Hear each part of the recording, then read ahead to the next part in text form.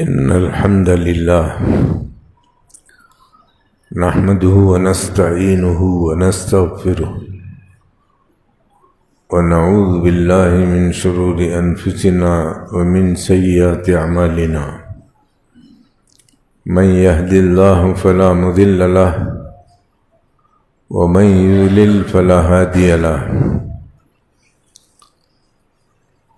وأشهد أن لا إله إلا الله وحده لا شريك له وأشهد أن محمدًا عبده ورسوله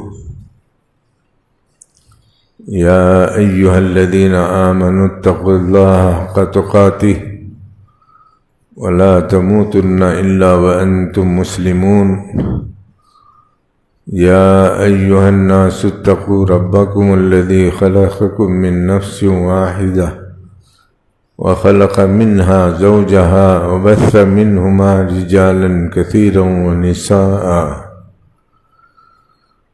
واتقوا الله الذي تساءلون به والأرحام إن الله كان عليكم رقيبا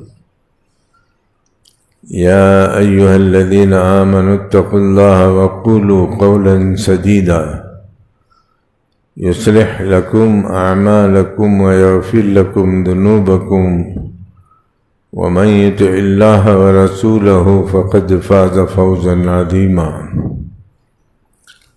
أما بعد فإن خير الحديث كتاب الله وخير الهدي هدي محمد صلى الله عليه وسلم وشر الأمور محدثاتها وكل محدثة بدعة وكل بدعة ضلالة الضلالة في النار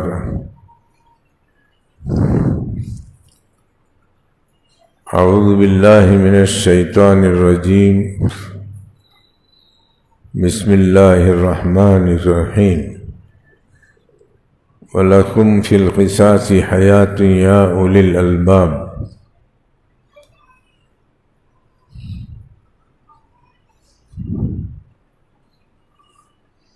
الحر بالحر والعبد بالعبد والأنثى بالأنثى فمن عفي له من أخيه فاتباع بالمعروف وأداء إليه بإحسان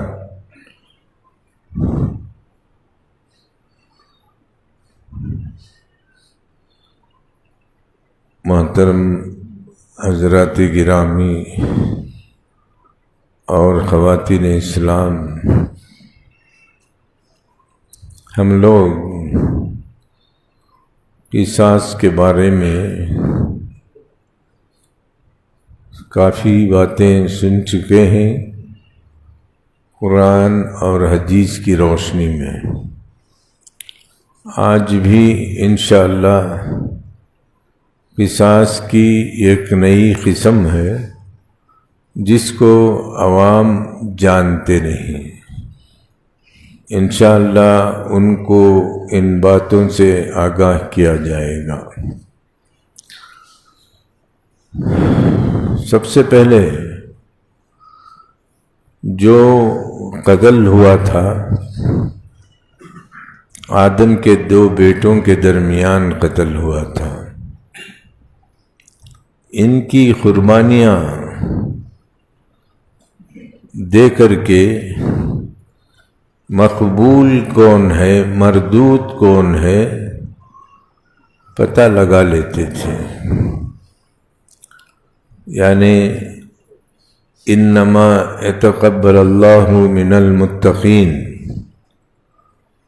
جب بھی جہاں بھی جس وقت بھی آدمی اللہ کے لیے کوئی قربانی دیتا ہے تو صرف اور صرف اللہ کی رضامندی مقصود ہونا چاہیے، اسی کو اللہ تعالی قبول کرتا ہے۔ اب جو لوگ لڑ رہے تھے ان دونوں نے اللہ کے دربار میں قربانی پیش کی، جس کی قربانی قبول ہوئی وہ کافی نیک شخص تھا، جس کی مردود ہوئی وہ اور غصے میں آ گیا اور اسے قتل کر دیا۔ اب وہاں پر قصاص نہیں لیا گیا، اللہ تعالیٰ نے شروع میں قصاص کو منع کر دیا تھا۔ فَأَصْبَحَ مِنَ النَّادِمِينَ، قاتل اپنی قربانی رد ہونے پر بہت شرمندہ ہو گیا۔ اور کیا کر سکتا ہے؟ غصہ دیکھو، عجلت دیکھو، اللہ کی مرضی بھی اگر شامل حال ہے تب بھی اسے حق سمجھ میں نہیں آتا، ناحق کام کر بیٹھتا ہے، جس کا نتیجہ سوائے شرمندگی کے اور کچھ نہیں۔ اب اگر وہ معاملہ ہوا تو اس زمانے کو سامنے نہیں لایا جائے گا۔ اب اللہ تعالیٰ نے قانون محمد صلی اللہ علیہ وسلم کی شریعت میں النفس بالنفس، جان کے بدلے جان، والعین بالعین، آنکھ کے بدلے آنکھ، والانف بالانف، ناک کے بدلے ناک، والسن بالسن، دانت کے بدلے دانت، والجروح قصاص، جتنے بھی زخم لگیں گے، جس عضو پر مار پڑے گی وہ عضو بیکار ہو گیا ہے یا کٹ ہو گیا ہے تو مجرم کو بھی قصاص لیتے ہوئے وہی چیز کاٹی جائے گی جس کو اس نے کاٹا تھا۔ اللہ تعالیٰ ترتیب اگر بیان کرے، 360 جسم ہیں انسان کے، وہ 360 اعضاء کو ذکر کرتے تو پڑھنے والے کو بھی مشکل، تھوڑا سمجھا کر کے اللہ تعالیٰ نے فرمایا علی ھذا القیاس، اسی قاعدے پر سب کام کرو۔ پہلے یہودیت، اس کے بعد عیسائیت، یہ دونوں کے اندر تھوڑا قانون عجیب تھا، سختیاں تھیں، نرمیاں تھیں۔ سختیوں کے اندر پیشاب اگر کسی کے کرتے میں لگ جاتا تو اتنا کپڑا کاٹ کر کے پھینک دیا جاتا، یہ اللہ کی طرف سے حکم تھا۔ عیسائیوں کے اندر کوئی تم کو ایک تھپڑا مارے تو تم دوسرا گال بھی پیش کر دو تاکہ بیلنس برابر ہو جائے۔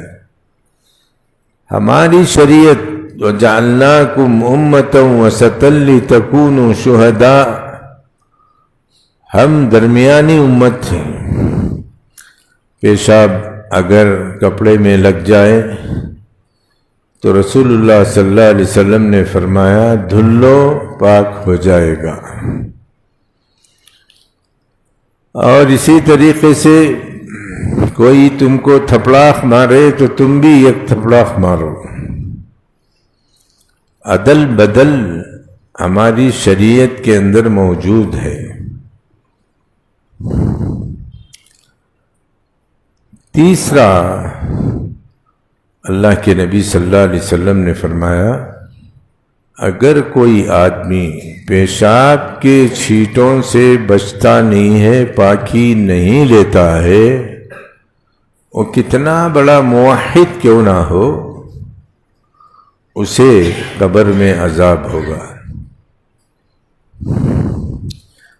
حدیث میں آتا ہے رسول اللہ صلی اللہ علیہ وسلم نے ایک گدھی پر قبرستان میں جا رہے تھے، اچانک 2 قبروں کے پاس گدھی بدکی ڈر گئی. اللہ کے رسول صلی اللہ علیہ وسلم نے صحابہ کرام سے وہ دونوں کی خبر کے تعلق سے پوچھا، یہ دو کس کی خبریں ہیں؟ صحابہ نے کہا، اللہ کے رسول یہ دونوں مسلمانوں کی خبریں ہیں. وَهُمَا يُعَذِّبَانِ، آپ نے فرمایا ان دونوں کو عذاب ہو رہا ہے. اما احدهما فكان لا يستنزه من البول، یہ کھڑموت جتتے ہیں نا پینٹوں کے اندر، یہ پینٹ پہنتے ہیں جھکنے بھی نہیں ہوتا، جھکتا ہے تو چھوتر نظر آتی ہے. پیشاب کرتا ہے تو پیشاب کے چھینٹے پینٹ کے اندر گرتے ہیں. یہ صبر کے عذاب والے ہیں. یہ پورا زمانہ جو بیل باٹم سے چلا ہے اب تک بھی یہ لوگ عذاب قبر کے تیاری کر رہے ہیں. پیشاب کرتا ہے، چڑی چھوڑتا ہے، پیشاب کے قطرے گر جاتے، اب اسے نکال بھی نہیں سکتا. نماز کا ٹائم مسجد کو آتا ہے، اسی میں نماز پڑھتا ہے. پینٹ ہم بھی پہنے ہیں، ڈھیلی ڈھالی پینٹ میری ہوتی تھی، مگر پیشاب کے قطروں سے بچنے کے لیے پورا سطر کھلا رکھ کر ہی کیا جاتا تھا. یہ تھوڑا رکھ کر کے جو کرتے ہیں، حدیث میں آتا ہے کہ پیشاب کی نالی کو دبا کر کے صاف کر دیا جائے. اس میں کہاں صاف ہوتا ہے؟ اٹھ کر کے ایک قدم دو قدم چلنے کے بعد پیشاب کے قطرے پینٹ کے اندر گر جاتے ہیں، اسی میں نماز پڑھ رہا ہے. پیشابی نماز یہ جتنے بھی یہ پینٹ پہننے والے ہیں ان سب کو بول رہا ہوں، اگر آپ کو عذاب قبر پسند ہے یہ پینٹ پہنو، اسی میں پیشاب کو جاؤ، قطرے ٹپکا کر آؤ، پھر نماز کے لیے کھڑے ہو جاؤ، تمہاری نماز ہو جائے گی. وضو نہیں ٹوٹا. اللہ اکبر. اللہ کے نبی صلی اللہ علیہ وسلم نے فرمایا، ما خرج من السبیلین،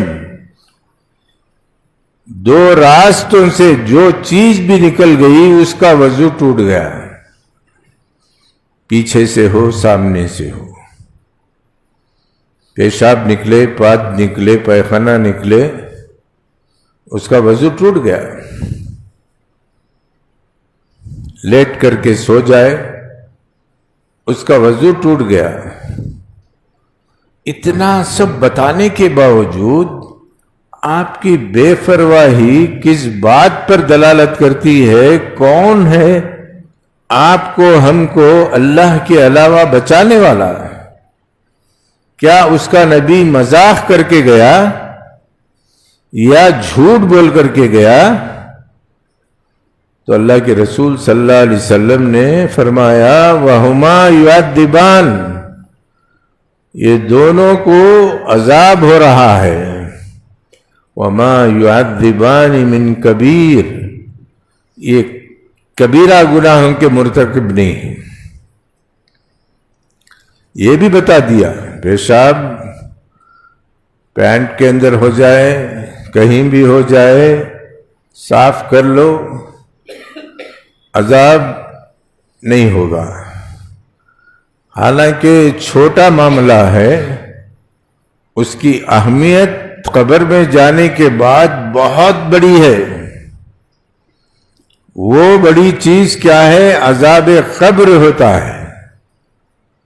تو اللہ کے نبی صلی اللہ علیہ وسلم نے فرمایا، جو کھڑموت ہیں، پیشاب کی پاکی نہیں لیتے ہیں، ایسے کھڑے ہو کر کے پیشاب کرتے ہیں جیسے بیل بکرا، ان کے جسم پر کتنے بھی قطرے اڑ جائے ان کو برا معلوم نہیں ہوتا، اس لیے کہ وہ جانور ہیں، ہم انسان ہیں، اللہ نے عقل دی ہے،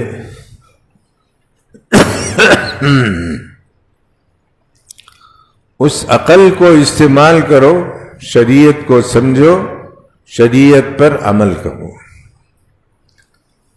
تو اللہ کے رسول صلی اللہ علیہ وسلم نے فرمایا اما احدہما فکان یمشی بالنمیمہ،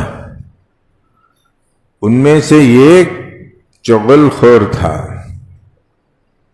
ادھر سے بات ادھر لگایا، آگ لگا دیا، معاشرے میں آگ لگا دیا، خاندانوں میں آگ لگا دیا، دوستوں میں آگ لگا دیا۔ ایسے آدمی کو پسند کرنا بھی بہت بڑا جرم ہے، ویسے آدمی کی بات قابل اعتبار نہیں ہے، وہ لڑائی کرتا ہے، لڑائی کراتا ہے، رشتہ داریاں ٹوٹ جاتی ہیں۔ دوسرا آدمی کون ہے؟ وَأَمَّا الْآخَرُ، رہا دوسرا آدمی، فَكَانَ لَا يَسْتَنْزِهُ مِنَ الْبَوْلِ، پیشاب کے چھینٹوں سے بچتا نہیں ہے، یا پیشاب کی پاکی نہیں لیتا، یا بچوں کے پیشاب اڑنے کے بعد صفائی نہیں کرتا، کسی بھی حالت میں پیشاب کو اچھا سمجھتا ہے، ایسے کو بھی عذاب قبر ہے۔ یہ الارم ہے، الارم، قبر کے عذاب کا الارم ہے، جس کو نبی صلی اللہ علیہ وسلم نے امت کے سامنے پیش کر دیا۔ معاش کو کون نہیں جانتا؟ شہید لہ 70,000 من الملائکہ، ان کے انتقال کے وقت 70,000 فرشتے آسمان سے نیچے اترے، تحرک لہ العرش، اللہ کا عرش حرکت میں آ گیا۔ ان کو قبر میں رکھنے کے بعد قبر نے دبایا، لقد ضم ضمتن، ایسی تیزی کے ساتھ قبر نے دبایا، تھوڑی دیر میں ان کی حالت غیر ہو گئی۔ تو اللہ کے نبی صلی اللہ علیہ وسلم نے معاذ ابن جبل کا جو رتبہ تھا اس کو پہچانتے ہوئے اللہ تعالیٰ کی پاکی بیان کی، دعا نہیں کی، پاکی بیان کی۔ وہ دعا کے اندر مفہوم نکلتا ہے سبحان اللہ، معاش پاک نہیں ہے، اتنا بڑا انعام دیے جانے کے باوجود ان کو بھی خبر چھوڑا نہیں، دبایا، چاہے ایک مرتبہ ہی کیوں نہ۔ اللہ کی عدالت میں انصاف ہے، نہ کہ انصافی نہیں ہے، ایسی بات نہیں ہے۔ اب ان کو جتنی سزا دینی تھی دے دی، اس کے اندر بہت سی تعویلات کی گئی ہیں، اس میں سے ایک تعویل ہمارے سامنے آتی ہے جس کی تائید میں کوئی حدیث نہیں ملتی۔ محدثین کہتے ہیں قبر آدمی کو دو طرح لپیٹتی ہے، ایک غصے کے ساتھ، ادھر کی پسلی ادھر، ادھر کی پسلی ادھر، کیا حال ہونا؟ ایک پیار سے، جیسے ماں اپنے بچے کو گود میں دباتی ہے، اب وہ کس حیثیت سے کیا گیا اللہ جانتا ہے، لیکن یہ حدیث بابو اثباتی عذاب القبر میں موجود ہے۔ اتنے بڑے صحابی کو قبر نے دبایا تو رسول اللہ صلی اللہ علیہ وسلم نے سبحان اللہ کہا معاش پاک نہیں ہے، پاک صرف اللہ کی ذات۔ ہم بھی سبحنا طویلا، بہت دیر تک سبحان اللہ کہتے رہے، اس کے بعد الحمدللہ کہا، ہم بھی دیر تک الحمدللہ کہیں، اللہ اکبر، اللہ بڑا ہے، بہت دیر تک کہتے رہے، تو اس سے ہمارے دل کے سارے شکوک دور ہو گئے کہ اللہ کے علاوہ کوئی کوئی کوئی پاک نہیں ہے۔ یہ غوث پاک ہے نا، سپاری کا نام ہے وہ۔ اللہ پاک کے علاوہ کسی کو پاک کا لفظ لگانا بھی جرم ہے۔ تو بہرحال اس پر بہت لمبی باتیں نکل جاتی ہیں، لیکن یہ توحید کی اونچی قسم ہے۔ اب اس کے بعد دیکھو، دو آدمی لڑیں، کسی کا قتل ہو جائے، کسی کا عضو کٹ جائے، کسی کا کچھ ہو جائے، تو یہودیوں سے اللہ تعالیٰ نے قانون تبدیل کر دیا، بدلا لو، ہاتھ کے بدلے ہاتھ، کان کے بدلے کان، پیر کے بدلے پیر، ایسا ہر چیز کے بدلے جو عضو تمہارا ضائع ہو گیا ہے اس کو کاٹ کر کے پھینک دو، اس سے معاشرہ سدھر جائے گا۔ اور وہ بھی ایسی شریر قوم، آج تک اس کی شرارت جاری ہے، اور جو بھی بولے کسی کی بات نہیں سنتا۔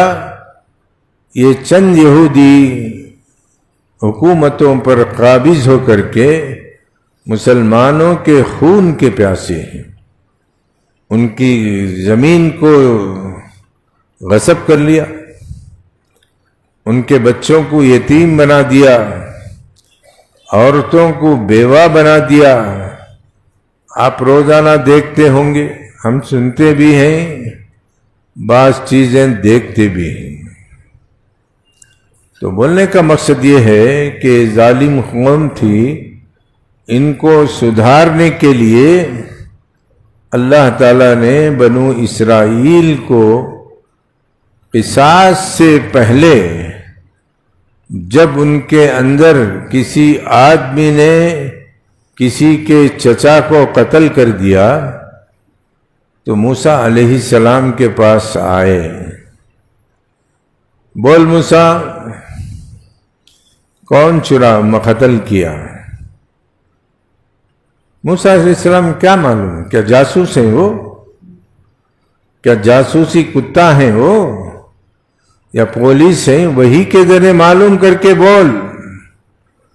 اللہ نے کہا چھوٹی چھوٹی چیزوں کے لیے میں وہی نازل کرتا رہوں گا اور تم مطالبہ کرتے رہو، یہ مذاق ہو جائے گا۔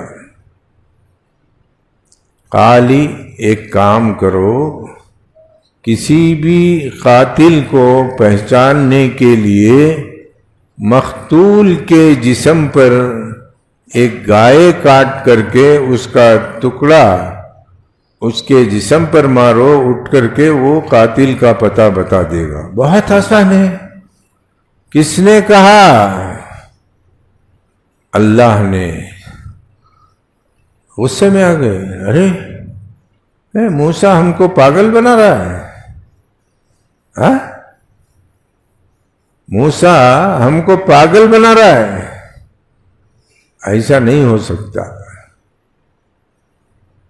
پوچھا گائے، قال اتتخذنا ہزوا، ان لوگوں نے کہا ہم کو مذاق مت کر، پوچھ اللہ سے، جوان ہونا بوڑھی ہونا، اللہ نے قانون نافذ کر دیا کہ نہ جوان ہو نہ بوڑھی ہو۔ ہاں اب ٹھیک ہے، پھر بھی ایک شک آ گیا، رنگ کیسا ہونا؟ صفراء فاقع لونها تسر الناظرین، ایک دم پیلا کلر، دیکھنے والے کو بڑی خوبصورت معلوم ہوتی ہو۔ ہاں ایسا بول۔ پھر پوچھا ہل جوتی ہوئی ہونا یا موت میں باندھ کر کے پانی سینچی ہوئی ہونا؟ اللہ نے قانون بنایا کہ دونوں بھی کام نہیں کی ہو۔ اب اس کے بعد انہوں نے کہا انشاءاللہ ہم ایک کاٹ کر ہی میت پر ماریں گے۔ اب وہ کتنے دن میت پڑی رہی، گائے تلاش کرتے کرتے کرتے کرتے ایک یتیم کے پاس ملی۔ وہ یتیم اتنا چالاک تھا، چمڑی بھر کر کے سونا دو گے تو یہ گائے دوں گا، نہیں تو نہیں۔ اچھا لے کر گئے، جا کر کاٹے اور اس کے گوشت کا ٹکڑا میت پر مارا تو میت اٹھی، اپنے چچا کا نام بتا کر کے پھر مر گیا۔ کتنا آسان کام تھا، کوئی بھی ایک گائے۔ اب اتنے شرائط کے ساتھ کسی کے پاس گائے ہے تو اس سے اب کام لے سکتے، نہیں تو کام نہیں آئے گی۔ اب دیکھو جیسے جیسے سوالات کرتے گئے اللہ تعالیٰ نے پابندیاں لگا دی گئیں، اللہ کی طرف سے پابندیاں لگا دی گئی۔ آج وہ ملنا مشکل ہو گئی۔ اب کیا کیا جائے؟ قاتل کون ہے معلوم کرنے کے لیے کیا کیا جائے؟ کتوں کو دوڑایا جائے، جاسوسوں کو پھیلا دیا جائے، پولیس کو الرٹ کر دیا جائے، یہ سب جا کر کے مہینے ہفتے لے کر کے بڑی مشکل سے پکڑتے ہیں۔ پکڑ کر کے اسے سزا نہیں ہوتی، آرام سے جیل میں رہتا ہے، اتنی ہی پابندی اس سے، اپنے گھر والوں سے الگ، یہی تکلیف اس کو ہوتی ہے۔ اب وہ جیل والے اسے آرام سے رکھتے ہیں، کھلاتے ہیں، پلاتے ہیں، سانڈ بنا دیتے ہیں، یہ ہے سزا۔ قاتل کی سزا یہ ہے۔ اگر اسے قتل کر دیا جاتا تو برائی ختم ہو جاتی، اسے چھوڑ کر کے وہاں سے سپاری لیتا انہیں۔ کہاں سے؟ جیل سے سپاری بولے تو کسی کو قتل کرنا ہے تو اس کے اتنے پیسے ہی اتنے پیسے ہی وہاں سے لیتا ہے، اور باہر جو لڑکے ہوتے ہیں ان کے ذریعے کام کراتا ہے، اور زیادہ ہو گیا قتل۔ یہ ہماری حکومتوں کی کمزوری ہے اور کمزور قانون ہے۔ اللہ کے قانون کو نظر انداز کرنے کی وجہ سے یہ لعنت ہم پر چل رہی ہے۔ طاغوتی نظام اللہ کو پسند ہے؟ نبی کو پسند ہے؟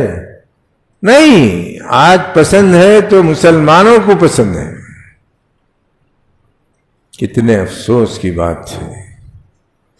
تو اب جاسوسی نہیں ہوگی تو قاتل ملتا نہیں، کتے نہیں گئے پتہ چلتا نہیں، عجیب عجیب کتے ہیں۔ آپ ڈاک شو میں جاؤ، اللہ کی عظیم قدرتیں کیا کیا ہیں کتوں کے اندر، آپ کو معلوم ہو جائے گا۔ میں بھی ایک بار کھڑا تھا ڈاک شو کے اندر، توجہ نہیں دیا تھا، ڈاک شو والے نے کہا لمبی داڑھی کس کی ہے، میرے پاس آ کے کھڑ گیا، ارے صورت اٹھا کر بھی دیکھا نہیں ہو، کتا میرے پاس آ کے کھایا. حقیقت میں میری داڑھی لمبی تھی. ہر چیز کو ہم نے دیکھا ہے کتوں کے ذریعے بہت کام لیا جاتا ہے. انسانوں سے بھی کتوں کا کام لیا جاتا ہے. اور کیا کیا چیزیں ہیں، سارے آلات استعمال ہوتے ہیں، مگر قاتل کو کیا بھی نقصان نہیں پہنچتا.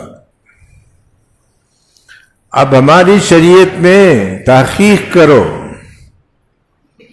تحقیق کرنے کے بعد آپ کے مطالبے کو اگر وہ پورا کرتے ہیں تو ٹھیک ہے، نہیں کرتے ہیں تو ان کو مجرم سمجھ کر کے قتل کر دو.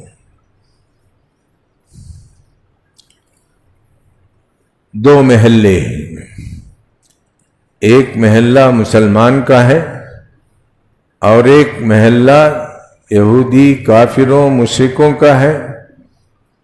کسی نے مسلمان کو قتل کر کے یہودی کے علاقے میں پھینک دیا. اب وہ لاش کے بارے میں اسلام کہتا ہے تحقیق کرو.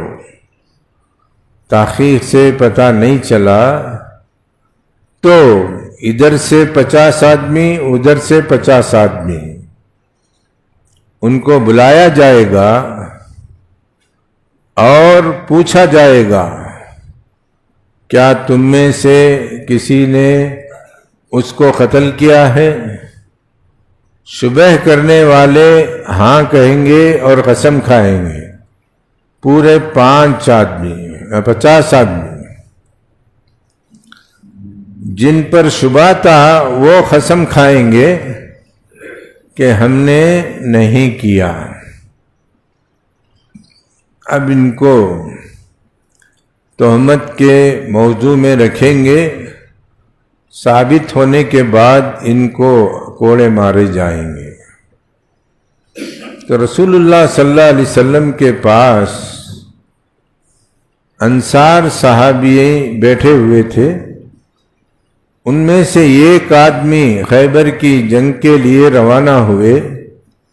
ان کے پیچھے ہی اور آدمی روانہ ہوئے تو دیکھا ان کو قتل کر دیا ہے. خون میں لت پت تڑپ رہے. واپس آئے نبی صلی اللہ علیہ وسلم سے. انہوں نے کہا ابھی ہمارا ساتھی جو آپ سے بات کرتے ہوئے گیا تھا اس کا قتل ہو گیا. اللہ کے رسول صلی اللہ علیہ وسلم نے بلوایا، یہودیوں کو بلوایا. پوچھا کیا بھائی تم لوگوں نے ہمارے آدمی کو قتل کیا ہے؟ 50 آدمی قسم کھا کر کے انکار کرو یا اقرار کرو. اب اقرار کی بات تھی. انہوں نے کہا کہ ہم نے قتل نہیں کیا. مسلمانوں کو بلا کر کے رسول اللہ صلی اللہ علیہ وسلم نے فرمایا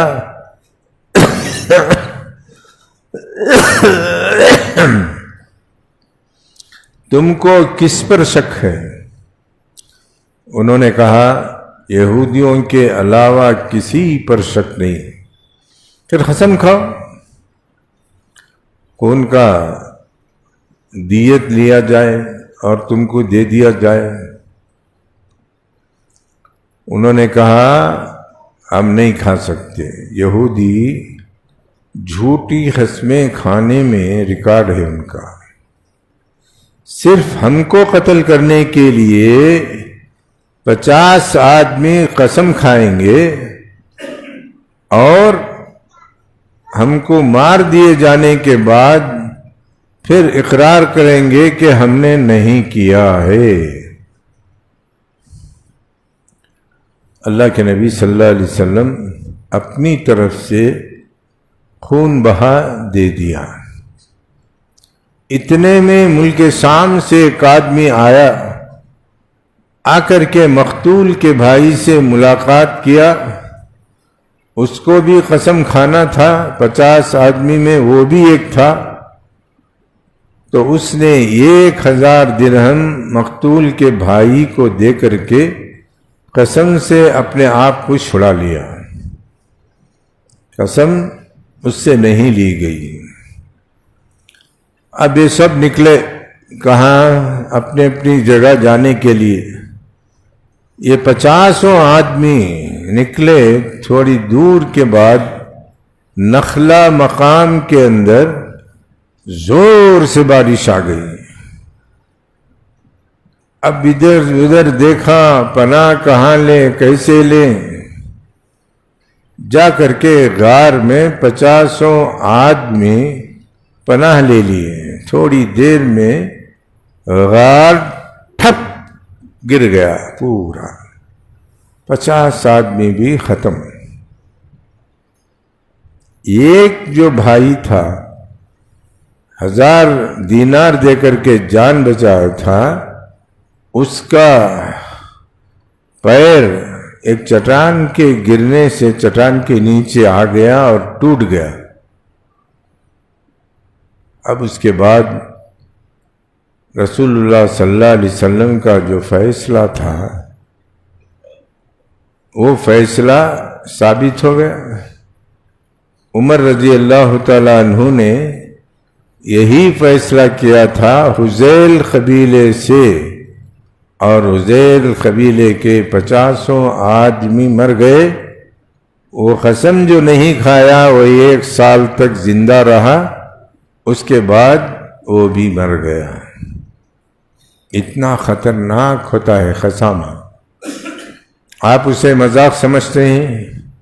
یہ قسمیں کھانے والے اللہ سے ڈرنا چاہیے۔ ہر بات پر قسم، ہر بات پر قسم۔ کب قسم اس کے لیے وبال جان بن جاتی ہے معلوم نہیں کھانا چاہیے۔ اور اللہ تعالیٰ ایسے آدمی کو جھوٹا بتایا ہے، وَلَا تُطِعْ كُلَّ حَلَّافٍ مَّهِينٍ۔ ہر بات پر قسم کھانے والے کی بات کو مانو مت، اس لیے کہ سب سے بڑا جھوٹا ہے وہ۔ ضرورت پڑنے پر اجازت دی گئی ہے، وہ بھی صرف اللہ کی قسم کھانا چاہیے۔ اب یہ فیصلہ عمر رضی اللہ تعالیٰ عنہ نے زمانے جاہلیت میں کیا تھا، اس میں بھی یہ قسامہ مسئلہ تھا، تبھی تو وہ کام کرایا، اسلام نے اسے اپنایا۔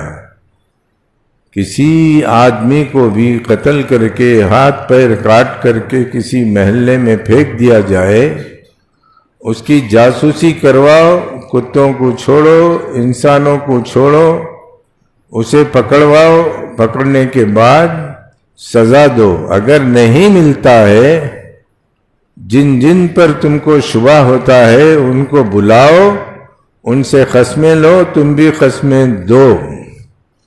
دونوں فریق کے اندر اللہ تعالیٰ فیصلہ کر دینے والا ہے۔ ہمارے ساتھ بھی کچھ لوگوں نے ایسے ہی مباہلہ کیا، اس میں سے 3 آدمی مر گئے، 3 آدمی مر گئے۔ وہ کیا ہے اللہ کو معلوم۔ میں تو یہ نہیں کہتا، ہر بات پر مجھے مباہلے کو بلاتے ہیں۔ کیا میں گڑا گڑی ہوں؟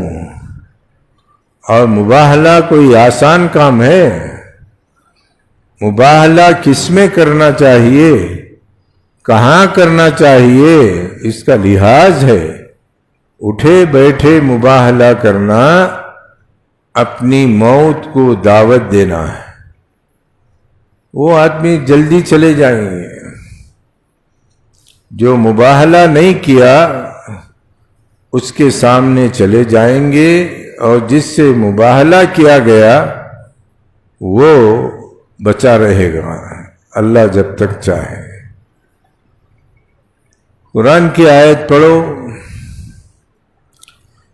قُلْ تَعَالَوْا أَبْنَاءَنَا وَأَبْنَاءَكُمْ وَنِسَاءَنَا وَنِسَاءَكُمْ وَأَنفُسَنَا وَأَنفُسَكُمْ۔ مباہلے میں اس کا خاندان ہی آئے گا، بیٹے بیٹیاں بیوی نہا دھو کر کے آئیں گے، سچائی پر قسم کھائیں گے، سامنے والے کی جھوٹ کے اوپر تاکید کریں گے، اور یہ بھی آئیں گے اپنی سچائی کے تعلق سے قسم کھائیں گے اور جھوٹ پر لعنت بھیجیں گے۔ جو جھوٹا ہوگا اسے اللہ تعالی لے لے گا۔ حق اور باطل کے اندر تمیز ہو گئی۔ ایسے چیزوں کے اندر اسلام نے جو قانون پیش کیا ہے اس قانون پر سب کو عمل کرنا ہے۔ الزام لگانے والے